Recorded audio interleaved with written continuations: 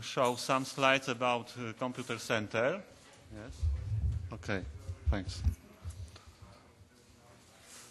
About our computer center and about our network. And at the first agenda, so several slides about our center, and after that about our project WDM.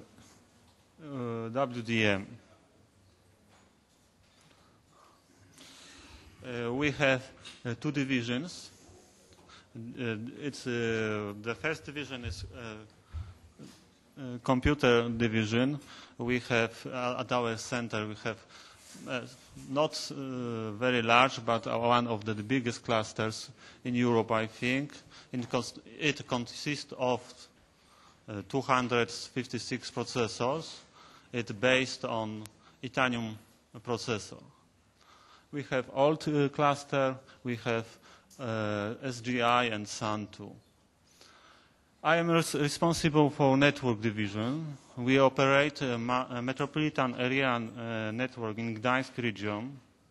We have about 100 kilometers of own fibers. This fiber was laid since 93 to 97. And I think that that is our most important advantage, because the fiber is working very good now, and we're changing only equipment. We are using ATM and gigabit Internet backbone. We estimate that we are serve about 50,000 students and scientists. This is a topology of our fiber optic cables. At the bottom is a short scale. It's about 5 kilometers. Yes, it's this blue line. There is fibers, our own fibers. And short slide about our network gear, network equipment, and local area networks. And now I'd like to share with you some of our experiences with WDM technology. Our main problem was that we have old cables which consist of, for example, consist of 8 or 12 strands only. So we have not any free fibers for connecting schools, for connecting other institutions now, because these fibers are fully busy. And we decided 2 years ago to try CWDM technology. After that, I can say we discovered that there are some technical solutions, which are cheaper and which can help us to do the same way. And at the next slide will be about our small pilot network based on traditional CWDM network. We are using colored GBICs. We have some Cisco switches, and we decide to create this pilot network only on GBICs and passive optic filters, because it was because it was the cheapest way to create this pilot network. So These filters are passive filters. We have bought it on a Polish market, but these filters are produced by Taiwan company. And we have 2 filters and 3 optical add-drop multiplexers. It was very simple. It is very well known that it works good, and there is no problem with running networks like that. So it's everything about it. But what about advantages and disadvantages of this solution? We can have 4, 8, or 16 lambdas. It's a very good thing for us. But we have problem that when we are using passive CWDM system, we have problem with integrating ATM backbone with which is ATM backbone with this equipment, because ATM transceivers working in first window, working in 1003 nanometers. So there is no transceivers on the market in Poland now which are working in second window. And it was difficult to find lambda converters. And this year, on the market, international market, we can find some lambda transceivers which transport window 1 to ITU grid in CWDM system. And I think that cost of this solution is not very, is quite expensive. Properly in access layer. We are not sure about accessibility of GBICs, colored GBICs for 10 gigabits Ethernet. So there is some disadvantages for this solution. Our discovery, I can say about discovery because it was very disappointing for us that it's possible to do bidirectional transmission on one fiber. It was discovery for us 1 year ago. So we discovered that we can use very simple passive optic to do transmission on single fiber. And there are 2 kinds of devices. The first is FBT coupler, and the second is a circulator. Yesterday, our Mr. Kugler from Switch Network showed us an example of using circulators in Swiss national network. I would like to say some words about FBT coupler. What is FBT? What is FBT? FBT is fused biconical taper. We have a picture with 2 fibers without cladding, yes, and during manufacture process we can fuse them, yes, in this region, and after that we have a special device with four strands, and normally we are using 1 input and 2 outputs. Yes, so light is flying from input to two outputs, and depending on parameters of FBT coupler, we can have several kind of couplers. We can changing length of coupling region. We can change property of FBT coupler. On the next picture, we can see these several kinds of coupler. So if this picture is showing us coupling ratio as a function of pooling, and the first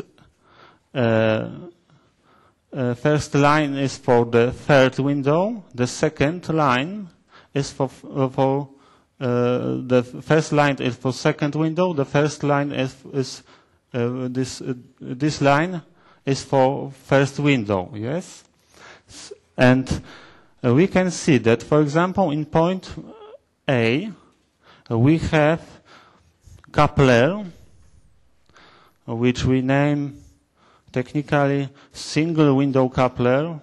It's a coupler 50-50 for second window. At point B, we have a single window coupler for first window. Pulling out more this region, we can receive a special kind of window, special kind of couplers, which we name as a window flattened coupler with WFC. And at the point there, we received special kind of couplers, which names a window independent coupler. So this kind of coupler is very useful because their properties are independent from the length of light. And at the point B, we have a special kind of coupler which names wavelength the multiplexer, or the multiplexer. And this kind of couplers are used as a filter in simple WDM systems. At our experiments, we used two kinds of coupler. This WDM multiplexer and window independent coupler.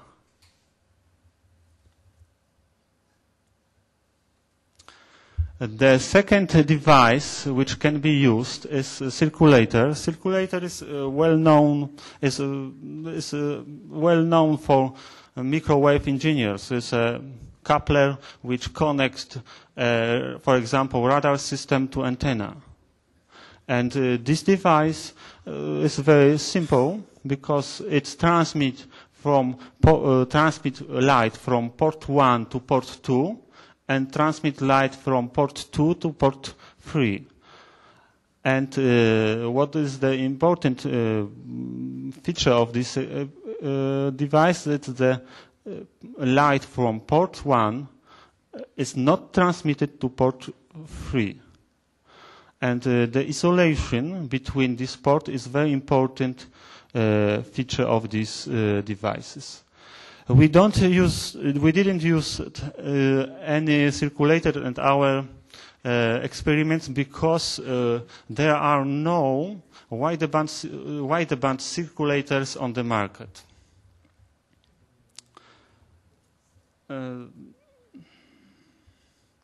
There is simple analysis of single fiber bidirectional link.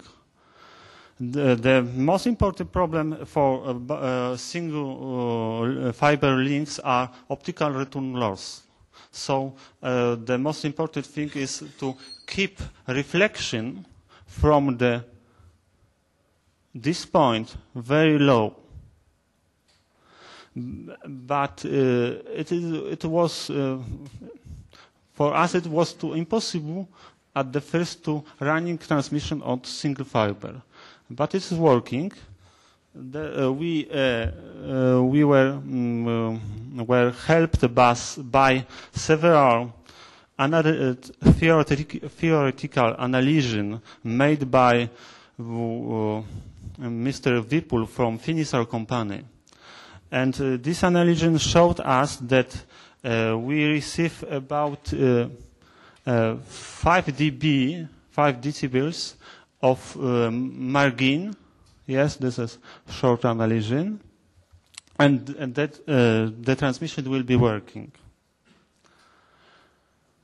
We made some experiments in our access layer in our metropolitan area network. So the first experiment based on wideband coupler. We have coupler who 50 which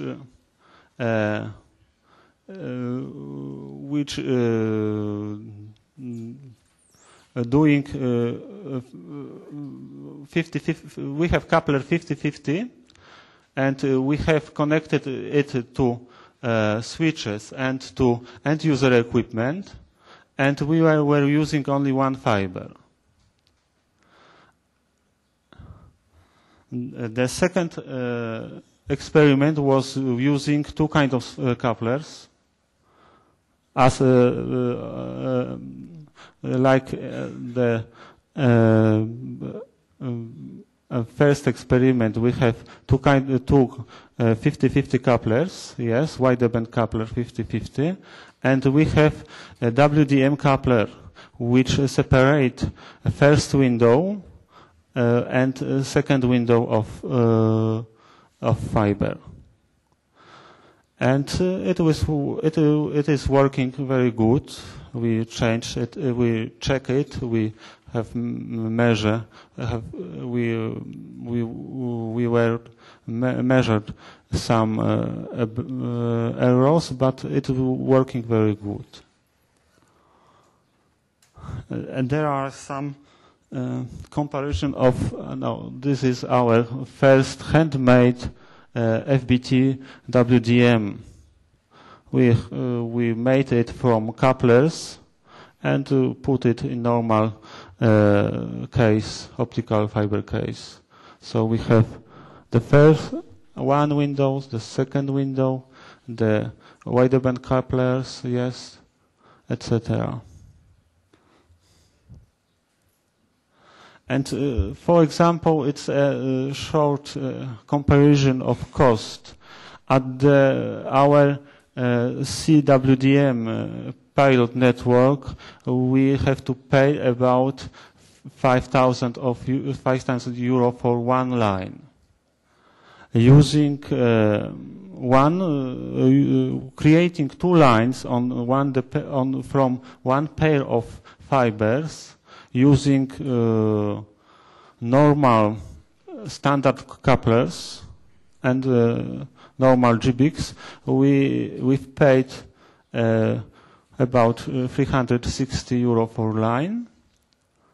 And using two kinds of couplers, we made 4 lines using one pair of fibers, and the cost is about 2,000 euro for lines. The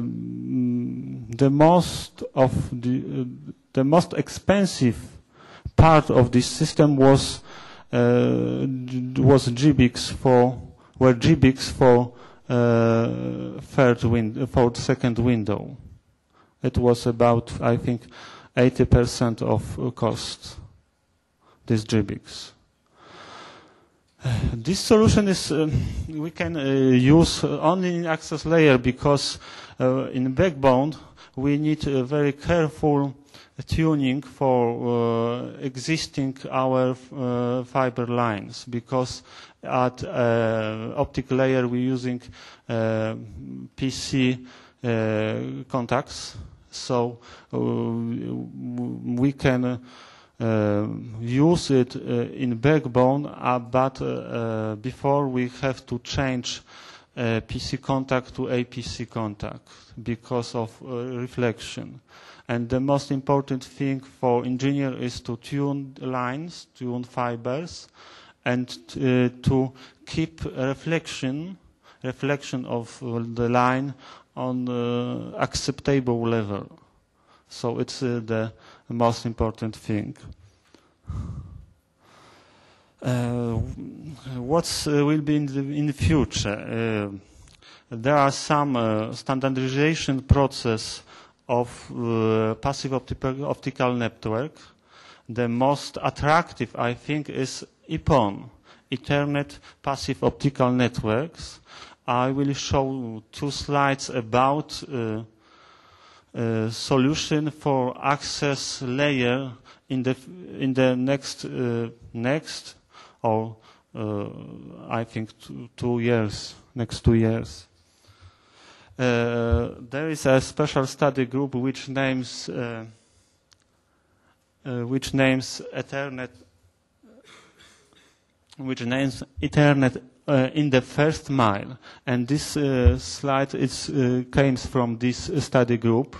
This is American study group, and this group decided to use splitters, passive splitters, 1 to n, to downstream signal from, for example, head end or from our equipment to users, for example, schools. Yes. So downstream is very fast, and this is a broadcast. But frames are normal Ethernet frames. And upstream, based on, we can say, TDM Ethernet. So every school, every user can send Ethernet frames by time slots. So we have bandwidth, for example, 1 gigabit per second divided into, for example, 16 users. It's quite enough, I think, for upstream to the schools. And downstream can be about 1 gigabit per second. So this standard will be standardized, I think, this summer.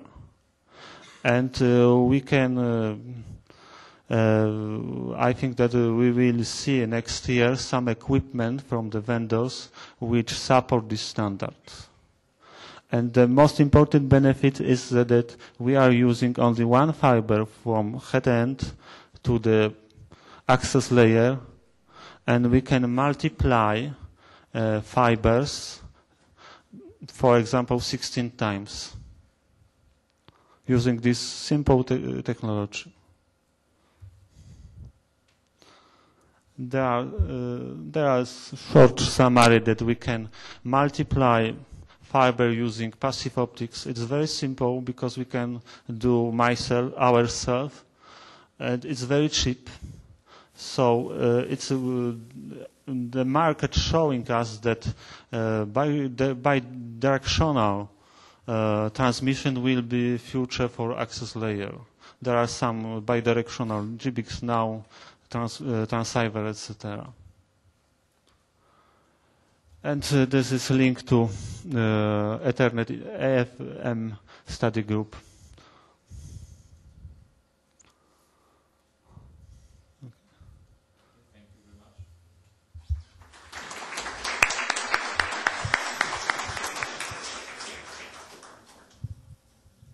Questions?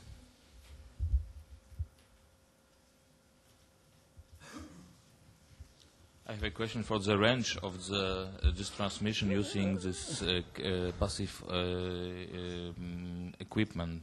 We based on the theoretical analysis made by Vipul from Finisar company, and from this analysis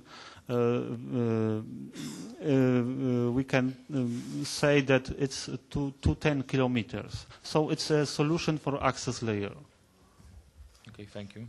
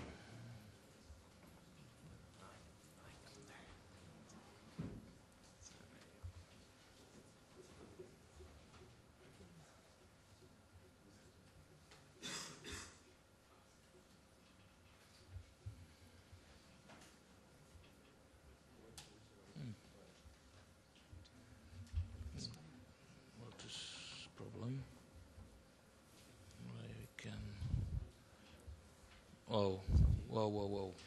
Mm-hmm. Yeah. View full screen.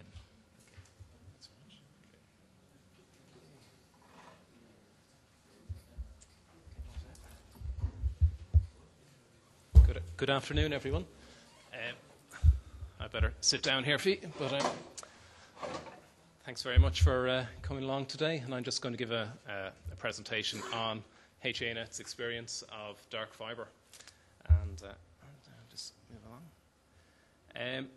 HANet's real goal and reason for interest in dark fiber is our long-term goal is to connect to every client site with fiber. That isn't something we're going to do today or tomorrow, but it is our long-term goal. And our main reason for doing this is independence from telco solutions and technologies. We want to try different things, and we want independence from legacy-type solutions that we can only get currently from current existing telcos in Ireland. We want to provide services managed centrally over this fibre. We want to be able to provide services that we traditionally do and other services over this fibre to our existing clients. When I say clients, I mean our clients are third-level institutions, universities, that sort of thing. Fibre diversity is also very, very important for us. It's mandatory for large sites, and it's preferable for our smaller sites. We also just want to gain experience with working with dark fibre. We've heard of everyone else working with dark fibre. We just now want to walk the walk, if that's the correct phrase, and try and see, can we also gain experience with working with fibre and see, is everything cracked out that it's supposed to be? So when did we start? We started about January 2003, and the easiest way we started was we just asked all the fibre providers, or people we could try and find, who would provide us with fibre in Ireland and Dublin to start with. And as you can just imagine, the telcos, the main telcos, wouldn't provide us any details of any routes and weren't interested in providing dark fibre. But we persevered anyway, and there are some new fibre providers in Dublin and Ireland, and there's quite a few government initiatives. The main thing I can say about when looking for dark fibre is never stop. Things continuously change, and fibre providers are constantly adding to their networks and changing their network infrastructure. And we also had a case recently where I was interested in a section of fibre that I couldn't get, which I started in January 2003 for one of our main POPs. It existed, a telco was trying to sell it, but wouldn't sell it to us, but recently sold it to a third party who hopefully now will provide the fibre to us. So things do change continuously, and it's important to try and get the fibre when you can. That's the main thing. But we've kind of found fibre in different areas, and different people have it.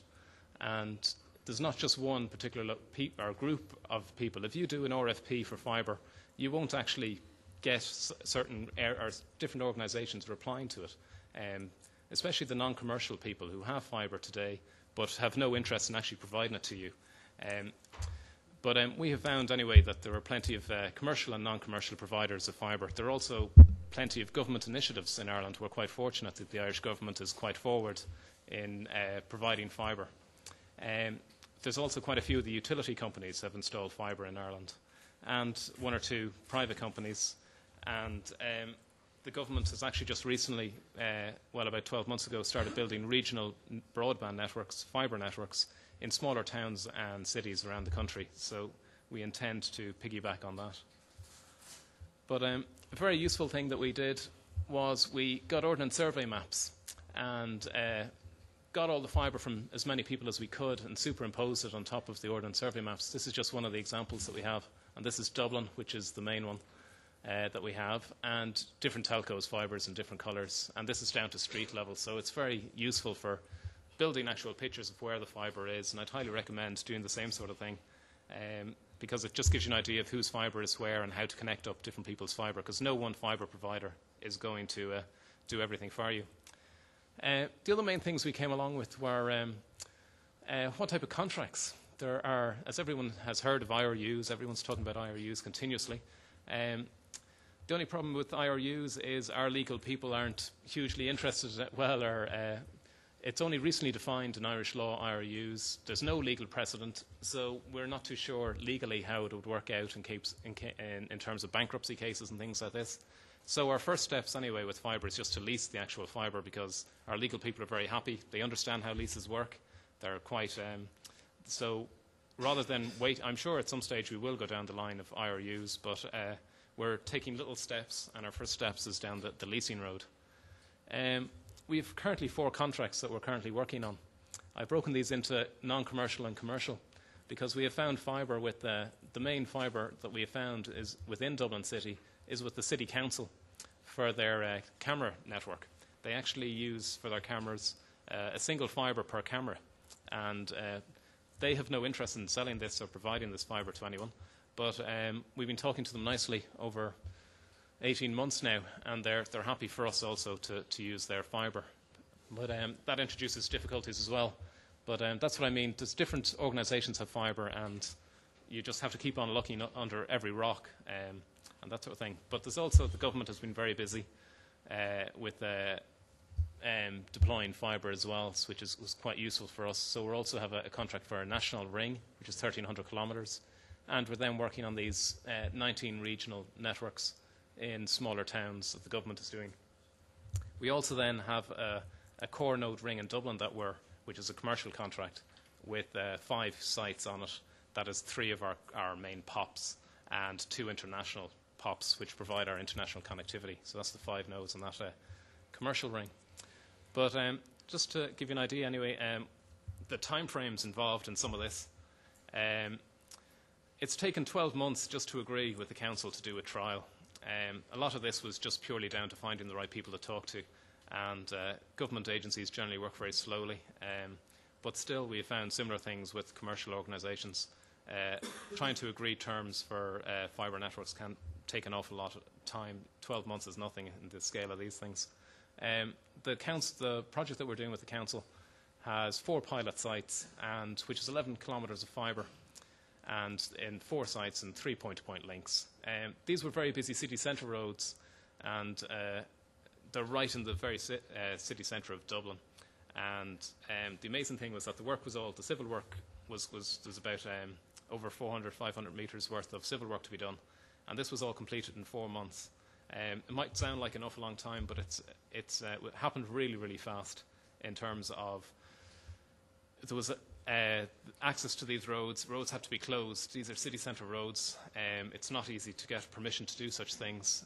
If it wasn't the council doing it, I don't think there was a chance we would ever have got permission to actually close these roads. Work was done at 3 a.m, these sort of times, out of hours, and only the council, I believe, could have got permission in the time they did to do the actual work. So it's been very useful for us to piggyback on their experience and their applications for doing things. On the other side, our commercial ring, which is the 5 sites, also required 500 metres of civil work. It passed through 2 campuses that we have in Dublin, which is required 2 kilometres of fibre. And it's one thing we always think of our campuses as being, once you get to your campus, you're okay. But we've had interesting experiences of 2 kilometres of fibre is quite a... campuses can generally be huge, very distributed places, and quite a lot of work had to actually happen in the campus networks. And quite a lot of their infrastructure wasn't as good as we were nearly led to believe. Some ducts were damaged, civil work was required on site and stuff. But all the same, it's still taken 10 months to do this 5-node ring in Dublin with this commercial organisation, which is one of the utilities in Ireland, it's the electricity company.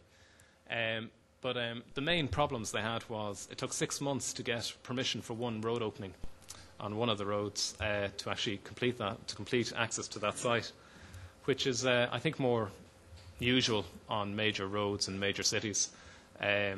It's quite awkward and very hard to get permissions from all the correct organisations to do these things. But also we had a data centre which has one of our core POPs, and it's not a really neutral data centre. It's run by one of the telcos, and they weren't too keen to let other fibre providers in. They always say they will, but it just takes an awful lot of time to get permission to do these things. They just drag their heels really on it. So you can kind of see this is 10 months down the road, and we're still just, it's a 122 kilometre ring, but it's only 5 sites. But still, it's taking quite a long time to actually do. Just to give an idea of some of the costs, I always hear these cheap costs for doing works. I didn't find any works cheap. And just to give you an idea of the 430 metres of duct we built on roads in Dublin for the council work, it was €132 per metre, and up to €250 per metre at road crossings. I don't know if people are surprised by these sort of prices, but that's what we paid. And for manhole chambers, it was nearly €4,000 for a manhole in a road. Quite a lot of this was because it was outside of hours and things like that. But in addition, you also have council charges on top per metre of €30 per metre for long-term damages to council. So these are permissions to the council to do actually anything. Our advantage of doing this work with the council was that they didn't charge us. They allowed us not, or they didn't charge us to do this actual for the actual work. They didn't charge us for the damages. So that was quite so it saved us €30 per metre on the civil work. So this is our network at the moment, our fibre network. So this is our first experience that we're gaining of a fibre network. The 5-node site or the 5 nodes in the ring is the blue fibre, like so, and then the green links are the 11 kilometres with the council. We have a tender out currently for this network and the expanded network, and we hopefully will have equipment selected and in place for that within the next month or two. But that's still ongoing. But in the meantime, we didn't want to wait. We had this fibre coming on at different times, so we actually used coloured GBICs in routers, and we have core routers at the sites along the blue. So what we actually did was we just lit these fibres with GigE GBICs directly into routers, and just to light the fibre to do things, to test it and do those sort of things with it. And then on the new sites, which were 3 client sites in Dublin, we just bought Ethernet switches from Cisco, 3550s, and passive CWDM optics, and lit 2 GigEs on each of them. This was just purely to do something with the fibre while we're waiting for our tender, really, because it was taking different times to do things. So this is just generally the CWDM config we used. We bought the cheapest third-party GBICs we could find, the cheapest CWDM optics, and this is the setup we used on the council links. But you can kind of see there the cost that we paid anyway. For 2 GigEs, it cost €17,000 if you include the switches. Or if you take out the switches, it's €7,500 for 2 GigEs. And to add an additional GigE worked out about €1,700. So you can kind of see that the prices are very reasonable, really. Most places probably have the switches already. If you can use existing switches, it works out very, very reasonable. It's a whole lot cheaper than actually leasing links, as you can all imagine. I was going to say on our this is just generally the setup we used.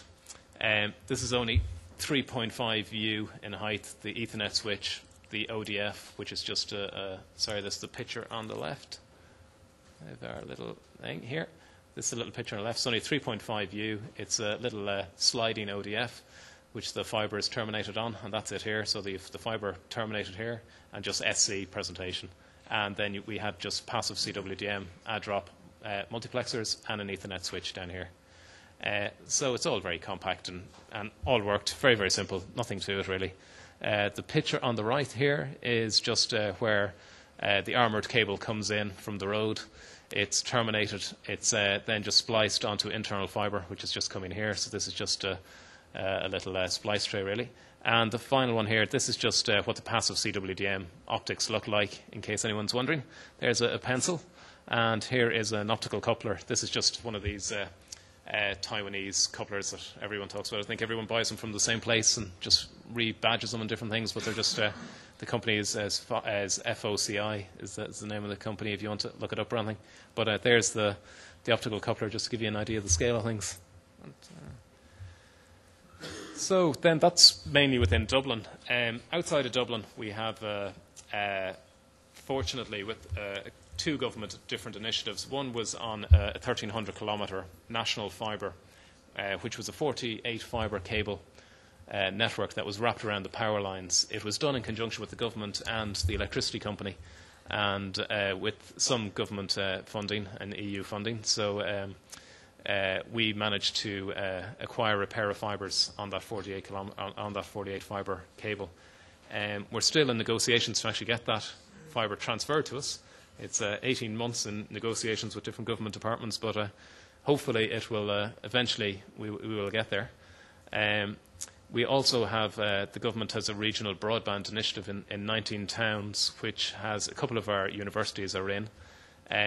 These are all nearly completed, and the government has a tender out for a company to actually manage all these networks.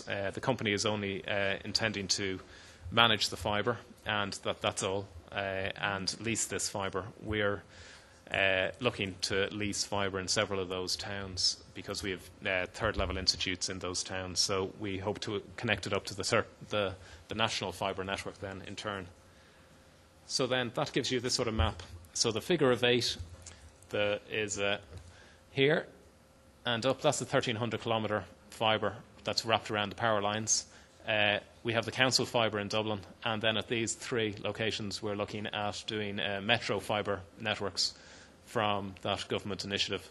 So we hope to tie all this up together, hopefully quite soon. So just to give you an idea, if in case anyone's wondering how you get the fibre around the power lines, this is how it actually goes in. This is a 2.5 kilometre reel of fibre on a drum. This is a little petrol motor that pulls along the fibre, or pulls along the power cable, and it's controlled by remote control. And a guy walks beneath it and just watches us, and this spins around the fibre as it goes and just wraps it on. So it's very, very neat and very, very fast to actually install. This here then is a splice pod, and this bit here attaches to the power cable. And because you've only 2.5 kilometres in a drum, you've one of these then every 2.5 kilometres. So your fibre wraps around this here, and then it's covered, and this dangles from beneath the power line. So on a windy day, it's interesting to see them flap away, and you're interesting to see how your fibre flaps and shakes in the wind as the power cable goes, but supposedly it works, but we'll soon find out. So this is our fibre network that we hope to have by the end of June next year. We have this ring here. We have these links within 3 of those links within the city. We hope to extend this network out to other locations within Dublin City and create a few fibre rings for resilience and so forth. And then we hope to create a few. These are the government regional networks. So we intend to lease fibre from the government, and the equipment tender I have out currently at the moment is to light all this. So we have had various solutions from the usual 10 gig SDH, DWDM solutions, Ethernet-only solutions, MPLS solutions. I'm trying to think, we'd quite a few different solutions. So passive and CWDM solutions for everything. We still haven't decided on what we will go for, and a decision will be made on that shortly. So really, just to get near the end, or just to finish up, really, experience-wise, this is our experience to date, really, on what can I say? What experience do I have with doing these things? Contract negotiations with all fibre suppliers, whether government or non-government agencies, can take an awful long time. If you can get things to work at the same time, if you can actually sign letter of intents and continue on doing some work while the contracts are being negotiated, great. That isn't always possible.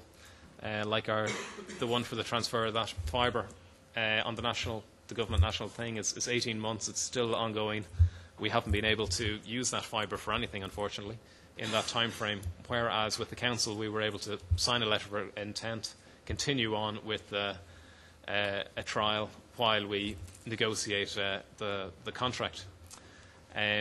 ODTR traces I found to be essential, and especially before even trying to do anything with a fibre, make sure you have one. Passive CWDM with Ethernet switch solutions, NRENs, and as everyone is connected with one here in some way or other, we all know we're all good with IP routers. We all know how to manage them and operate them, and IP networks are our bread and butter. But Ethernet solutions, Ethernet switches, everyone's used to, and I know within our own organisation anyway, the jump to managing and operating Ethernet switches with CWDM optics for our operations people wasn't a huge jump at all. Jumping to something like SDH or something would be different, but our operations people were very happy with easily integrating Ethernet switches and understanding passive CWDM optics. So that was quite handy. In terms of our campus infrastructure, I have found it can be quite cumbersome on our own campuses. I always figured that because the third level university organisations we were related to them, it had been very easy to work on our campuses. I found that it varies hugely from different campus to campus, and that some campuses can require training courses for your for any of your contractors that you have on site. These can be lengthy. They can be hard to organise and get people to actually schedule people to actually do the courses. So they can be very time-consuming. Also, we even found some of the campus infrastructure to be damaged, collapsed ducts, things like this, things that weren't checked beforehand that probably should have been. But we assumed, because the university had working infrastructure, that it was working and should be fine, but we generally found it not to be the case. Permissions from councils and so forth, we have found, can be also very lengthy in getting. 6 months is not unusual in terms of, if definitely on city centre roads, it can take an awful long time. Permission can also be denied for doing civil works. If councils, we have found anyway, believe that they require, or that the road has enough ducts in it, or that they have future plans for that road, they can just say no, and you can't get out of it. You just have to try and acquire fibre from another source who already has fibre on that road. I've come up with, I've encountered a new three-letter abbreviation that I've never encountered before, which is SEDs, which are called Special Engineering Difficulties, which I have found that our civil contractors have suddenly landed on top of me, and it means basically anything that they didn't know about beforehand and that they can charge you a fortune for. But that's another story. But proving all ducts is essential. If you want to get an accurate quote, it has to be done. You can cost you a lot of money to do it, but if you want an accurate quote before you do any work, it has to be done. There's no doubt about it. Outsourcing the project management civil work, if you can, and you can get other people to do all the management of all the teams on the ground for doing civil work and fibre work, great. It is hugely time consuming. it involves an awful lot of experience. Applying for permits really depends on who looks for the permits and how good they are at it. So I would highly advise trying to get rid of that if at all possible. And then plan well in advance has been, I think, probably the biggest thing that I've actually learned. And expect many delays, because if you're going to roll out a fibre network, there are so many things that can go wrong that you just can't account for, that it will be very time consuming. So if there's any questions, or if you have any questions during the next couple of days, please feel free to give me a chat anytime. Thanks very much.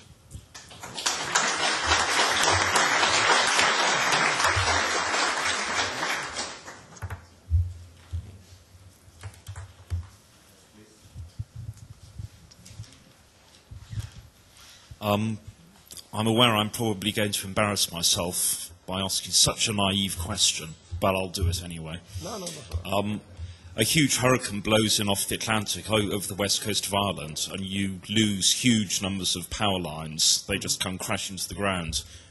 What do you do? What do we do? We have redundancy. No, it's a very good point, and there's other issues actually as well, in terms of if the fibre breaks. In order to fix the fibre, they must have a power. They must switch off the power to the line. Do the fibre people get priority? If the south of Ireland, some city or something, has only certain fibre or power lines remaining that's working, how do they? Can they get permission to switch off the line to fix your fibre? And the answer is, no. We have to. They claim that they can't operate the line without the fibre infrastructure working, but all you can really do is build as much redundancy into the network as possible. So we're basically planning on having resilient links as well, but they will become our primary links, I would imagine. Sort of a slightly related question as well. At the beginning of your talk, you were encouraging people to go out and find little scraps of fibre, wherever they can get it. Doesn't that just make your job of managing contracts and dealing with all these various civil engineering companies and various utilities really almost impossibly difficult? There's a difference, actually. I should have said managed fibre. We all want managed fibre, really. Fibre that isn't managed isn't of much use to us now. We're not going to get fibre.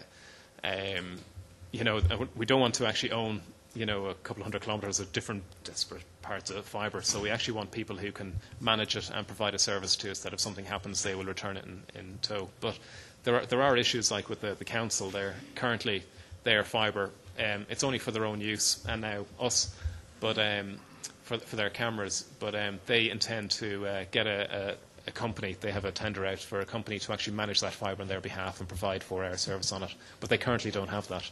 So if you do find bits of fibre around different places, I suppose that the council may not have looked for a company to manage their fibre if we hadn't come along and pushed them down that route. So we're trying to encourage people to do that as well.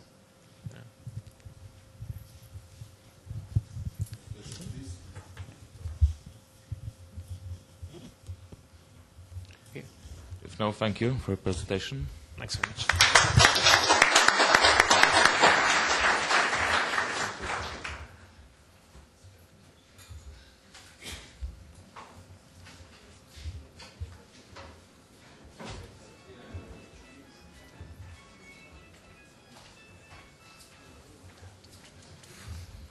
You're there. Thank you.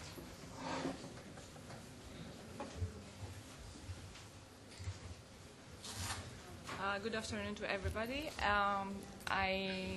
My presentation attempts to Okay.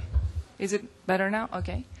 So this presentation, the last one in this optical network session, is trying to address some issues and probably raise some awareness, trigger some thoughts in the area of defining differentiated optical services and using optical SLAs in research and educational networks. This area has been a little investigated relatively with a small interest so far, but it seems that with the increasing interest on optical control planes and with new trends in user-empowered networks and the integration of the IP and optical layer, the end users and the research community is more and more interested in being able to define services at the optical layer to implement service models and provide them to the end user communities. So why hasn't this been a very popular issue so far? Because until today, service differentiation and quality has been mainly focused on higher layers in IP networks and mainly in the data link network and transport layers. And with the collapsing of technologies and the IP over optical architectures that are prevailing as time goes by, the burden of offering manageable and reliable transport services is delegated to these two layers. We all know many of the evolutions, both in IP equipment and optical cross-connects and WDM equipment. They're becoming more intelligent, and they are providing to the network operators and to the research community the opportunity to use them in a more flexible way. So far we have been accustomed to using the optical infrastructure as a simple bearer of our traffic. It seems that we will be using this infrastructure more and more in the following years in a less transparent way. We will have access to optical resources, and we will most probably need to define services at the optical layer.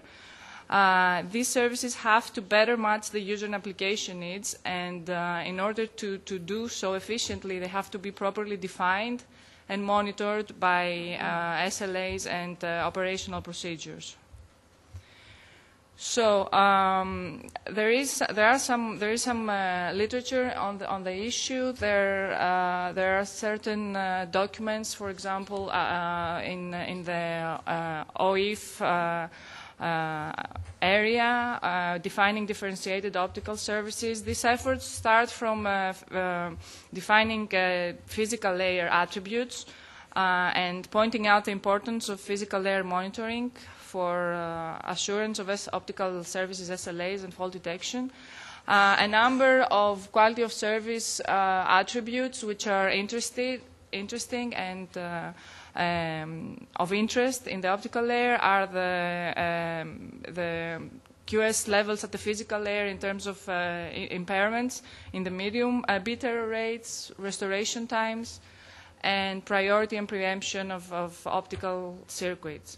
So based on this on this indicative set of attributes and characteristics, one can proceed to define the different optical services and use the IP and optical equipment and the standardization efforts in terms of optical control planes to provide these services. So in order to see and stress and define why this kind of activity is important, we can briefly go over a couple of application needs which have emerged recently. The GGF Grid High Performance Network Group has defined the so-called Grid UNI service, which, according to this community, is required for grid applications and grid users to be able to have an interface, to use an interface to request for optical connectivity for their application needs. So their main interest is being able to define, to pose a request and select a route with certain quality attributes from the optical infrastructure. Another example, which is not directly associated to the grid community, is that of multi-domain bandwidth on demand, which can most of the times combine different technologies When the optical layer is responsible for carrying out such a demand, we have to usually provide a wavelength or a logical circuit, an STM circuit, with certain characteristics between two endpoints over a domain. We have to do some brokerage and some switching to provide it.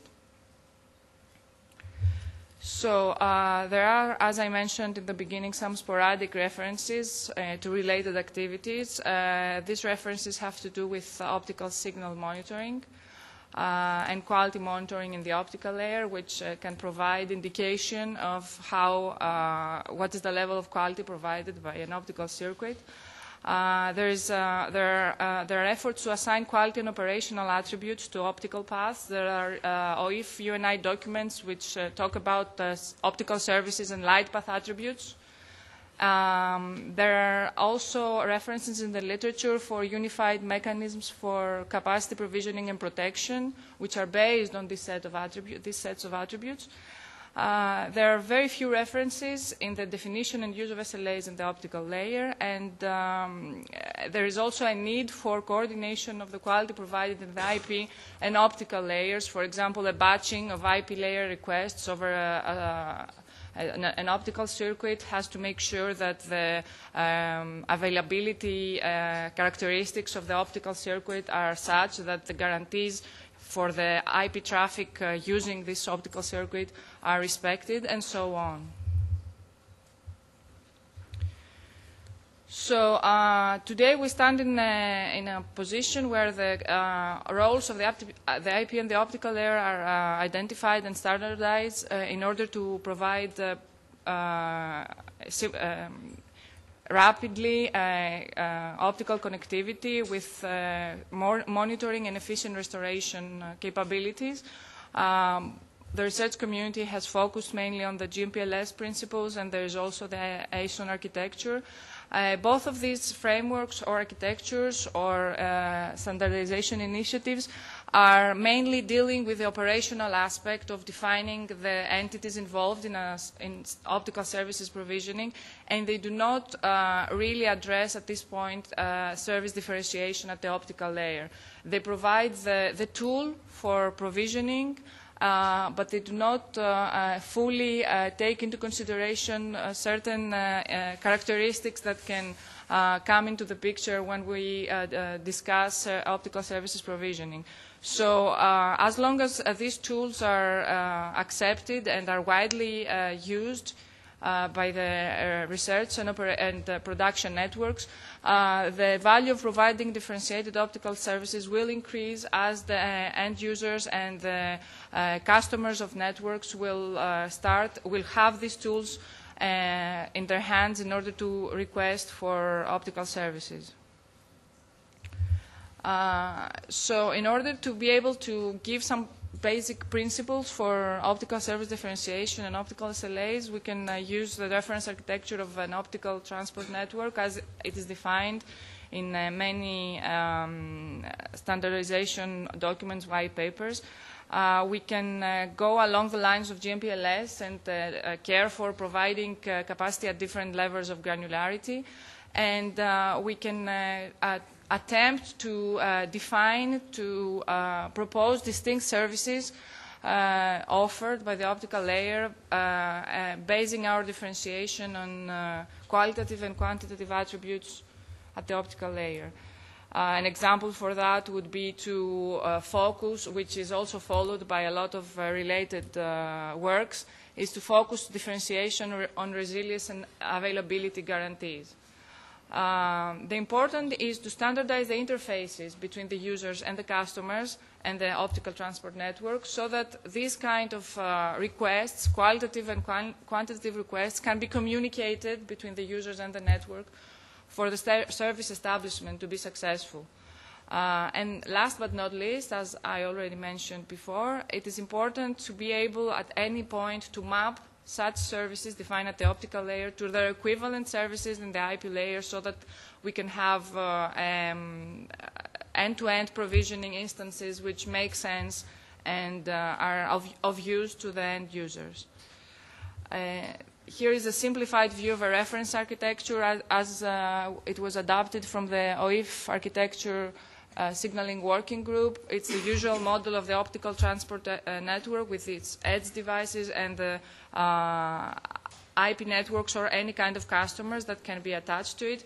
The purpose is to be able to define optical services between the designated service access points in a way that it's coherent for different levels of optical connectivity granularity, and that is successful in translating the needs of the end users and in providing to the network, the optical network carrier, the required input for configuring his network to provide this type of services.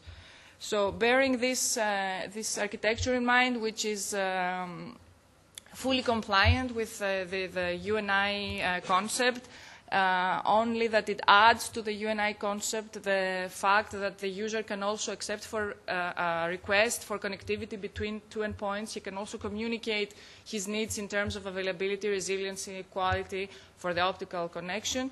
We can go on and define or propose or give a brief idea of how such a service differentiation could be carried out. A tool in optical services differentiation and their realization would be optical SLAs, which would represent the entities and the resources offered in this framework, and they are a piece of paper or let's say some kind of a regulation mechanism which guarantees the scope of the resources provisioning and with respect to the particular characteristics of the optical connection that needs to be established. So their use is mainly seen as a tool to support differentiated optical services, as a means to monitor and to make sure that what is promised is delivered. There can also be considered as a generic framework to apply to the different level of granularities that, for example, GMPLS has support. And they also are the tool in order to specify the parameters involved in optical services. And why not maybe later on, when automatic provisioning is more widespread, to consist the input for the signaling protocol to establish optical connectivity at different scales.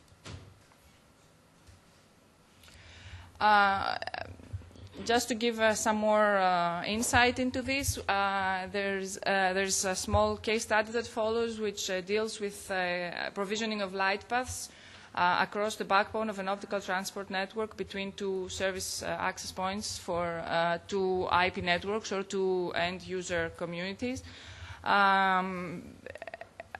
Based on this architecture and this framework, we can define a number of differentiated optical services based on the different characteristics of the optical paths in the physical layer. For example, the protection level of the path, the monitoring level of the path, the transparency generation of the optical signal. These are just indicative differentiation criteria. There are other criteria which can be added in this list, but these seem to be the most popular right now in related activities. So the structure of an optical SLA would start with some service functional specification, like user support mechanism, maintenance intervals, usual stuff that SLAs contain, and would then also provide some technical specification for the optical service, like the light path identification, the type, whether it's a wavelength or an STM circuit, the scope, the capacity, interfaces and equipment at endpoints, and of course the provisioning interval of the service. Then we have availability issues.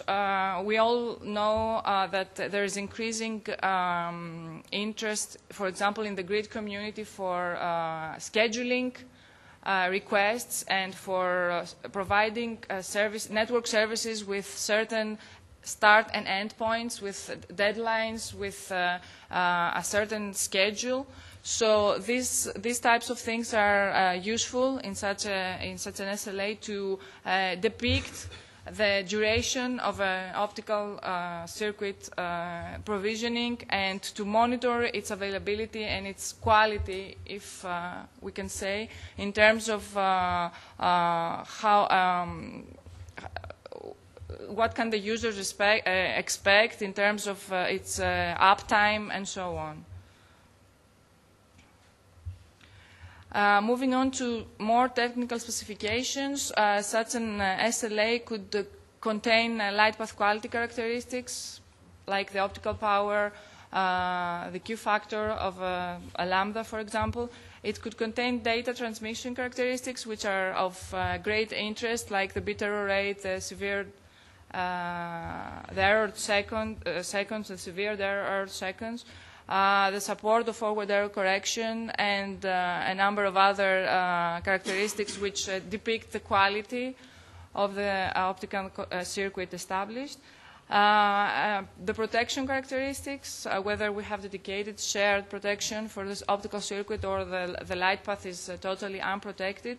And sometimes when it comes to transparency and when this is of any use to the end user requesting the optical connectivity, the OSLA can also specify whether the specific the specific light path, what is its status in terms of regeneration and transparency.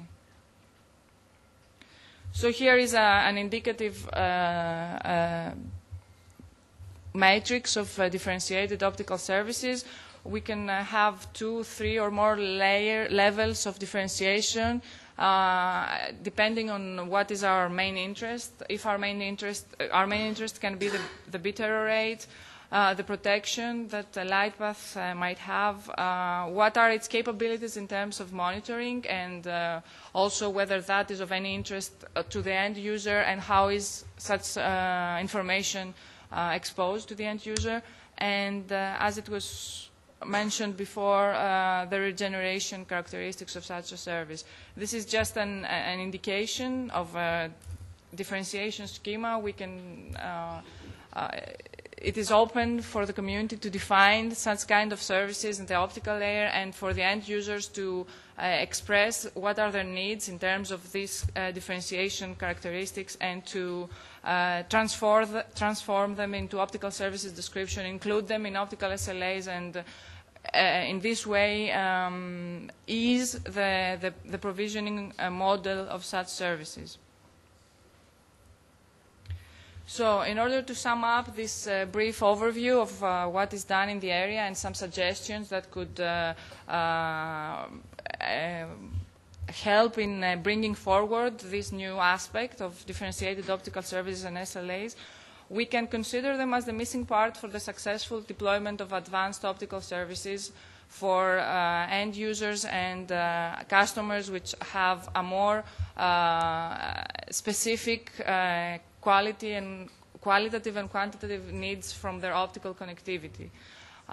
It can also act, they can also act as a regulation mechanism between optical services providers and customers to describe, provide, and monitor the optical services. It can be a support mechanism for the adoption of a dynamic and distributed optical control plane. We all know that the optical control plane has not been so widely used, especially in the research and educational community networks until today. If we manage to properly define the operations and the quality characteristics of optical services through optical SLAs, maybe we can have a business model for such an advancement, for the optical control plane to be more widely, the use of the optical control plane for connectivity to be more widely used. Optical SLAs can also be considered as a tool to provide the required set of parameters for signaling of requests in a uniform manner. In other words, we can define through optical SLAs the interfaces between the users and have a way of mapping requests and expectations in terms of quality and connectivity to what should be signaled to the network to realize these requests. And finally, optical SLAs can be considered a business model for providing optical services in a wide scale if they are complemented by pricing or policy principles for provisioning these services.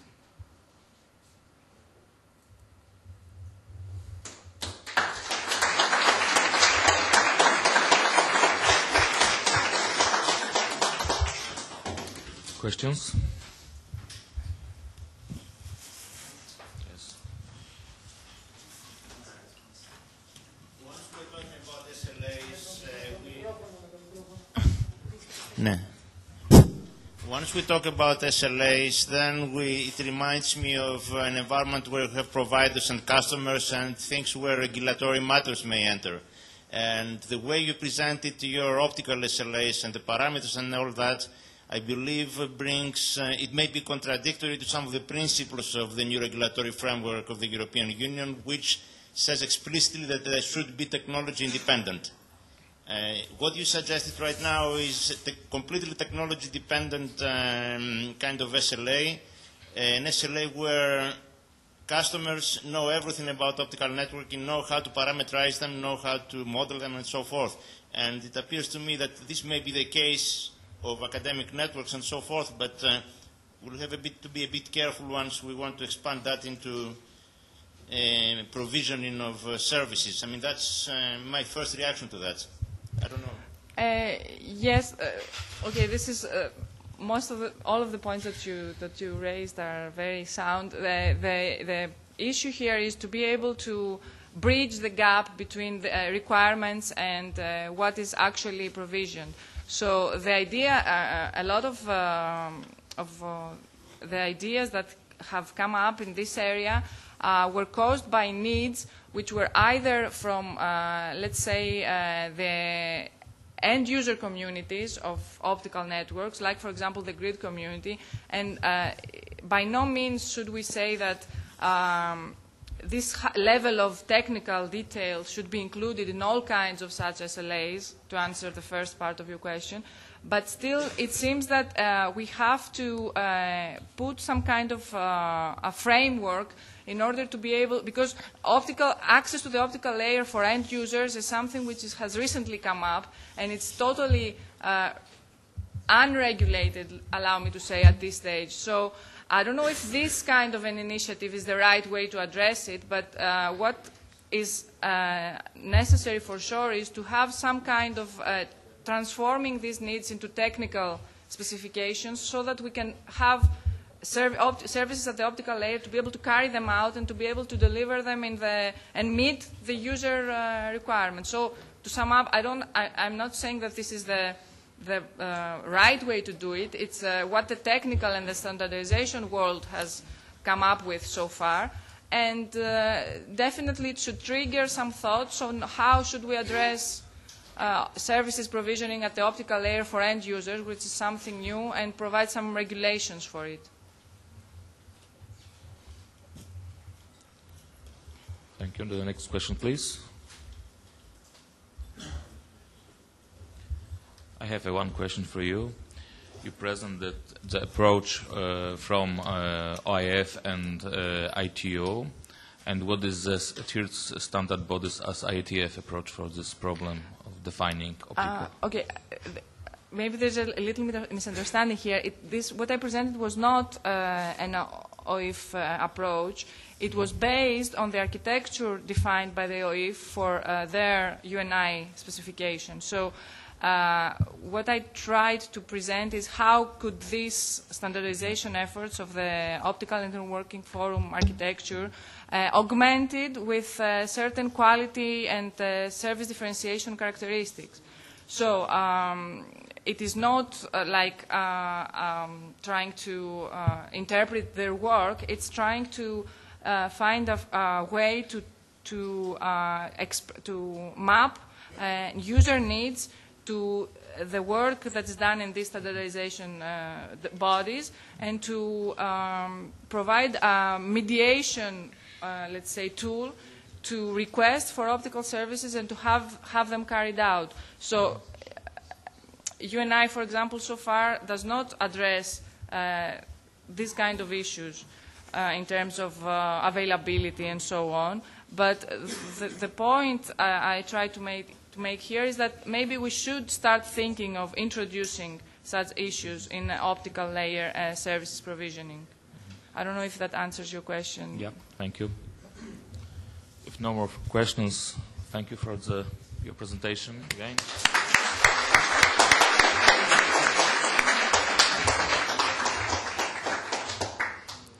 Thank you for your participation in optical network session. This session is closed now.